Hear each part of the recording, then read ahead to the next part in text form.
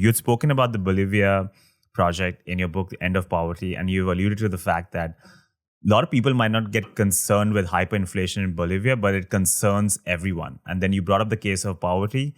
You say in the book that poverty is Africa's crisis, that it's not on the nightly news, that we do not treat this as an emergency. That's our crisis. And we don't have the time probably to get into all the links between global issues and national issues, but poverty is an easy one.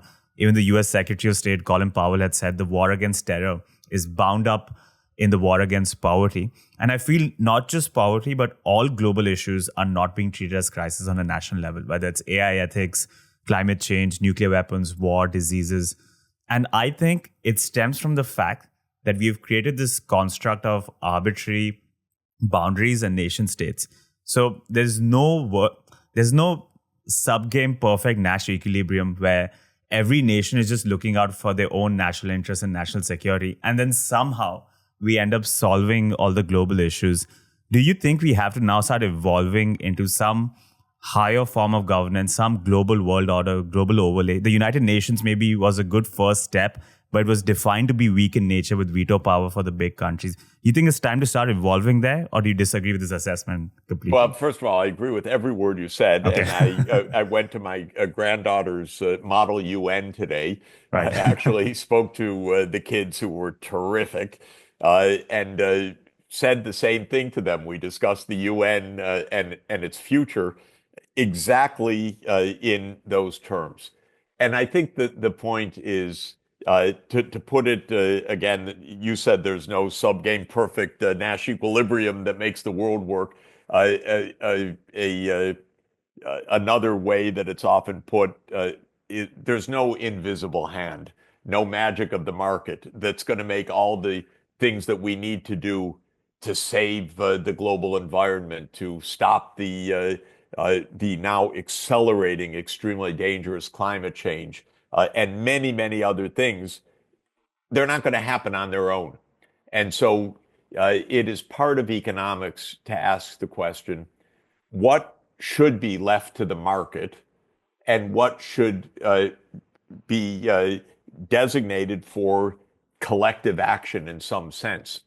This is an old question. It actually goes back to Plato and his student Aristotle, and it was taken up in the Republic by Plato and in the Politics by Aristotle.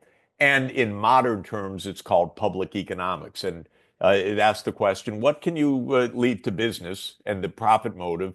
And what do you absolutely need government for as an expression of collective interest? Now, that by itself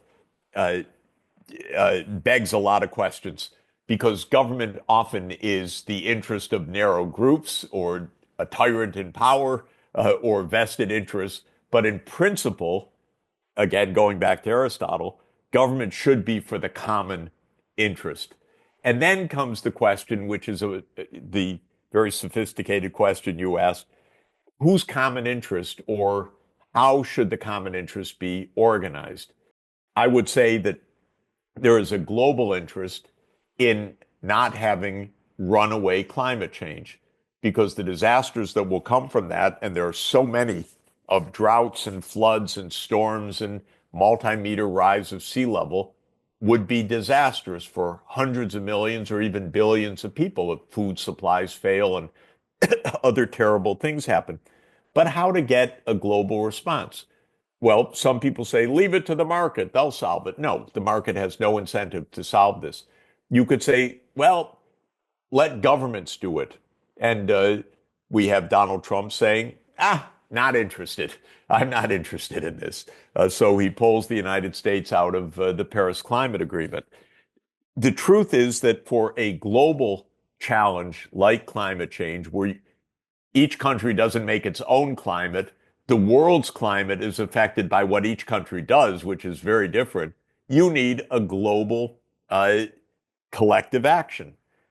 But we don't have a global government, or we don't have a way to express that. So the answer to your question is that because of now millennia of technological advances that have come step by step, inventing the horse, the sailboat, uh, oceanic transport, uh, the telegraph, uh, telecommunications, broadcasting, the internet, uh, everything that has gone into what is a completely interconnected world now has also meant that we're now in each other's faces, affecting each other's lives, threatening each other's survival in ways that are at a global scale now. But we're not organized worldwide to address global scale problems. And the UN is the second invention to try to do that. The first was the League of Nations, which was invented after World War I and lasted until the end of World War II, and it failed because World War II came and it was supposed to be prevented by the League of Nations, and it wasn't. So during World War II, Franklin Roosevelt, the US president, said we need to do better. And the UN was invented, and we're in the 80th anniversary of the establishment of the UN. It was actually agreed 80 years from next month, the UN Charter. And it does many valuable things, and I've devoted the last 26 years of my life to supporting the UN, but it doesn't work very well because there are five powers that have a veto, and they often disagree with each other. Because the UN doesn't have revenues, it begs for its survival to its nation states, which often are delinquent, or the United States says we'll pay when we want to pay.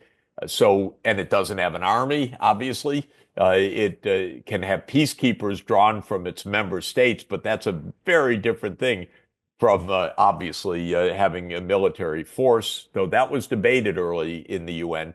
The UN does not have the funding or the power or other structures of government to be able to provide what we call these global public goods, these things that need to be settled on the global level. We need to fix this. In the 21st century, we are global society, whether it's America Firsters or MAGA or anti-globalists. All this rhetoric is one thing, but the reality is we're so interconnected that we better figure out how to live together. And 193 separate nation states is not going to provide peace, security, a safe environment, prosperity. It's not going to do the job by itself. So this means we need not a global government that replaces national governments or replaces our cities, but we need a new level of effective governance that adds alongside what national governments do, what regional governments do, what local governments do. And this is not easy to do, actually. And it's one of the things I'm working on right now. Uh, I'm in the process of making recommendations for basically a revision of the UN Charter because it's not up to the task of what we need for the 21st century.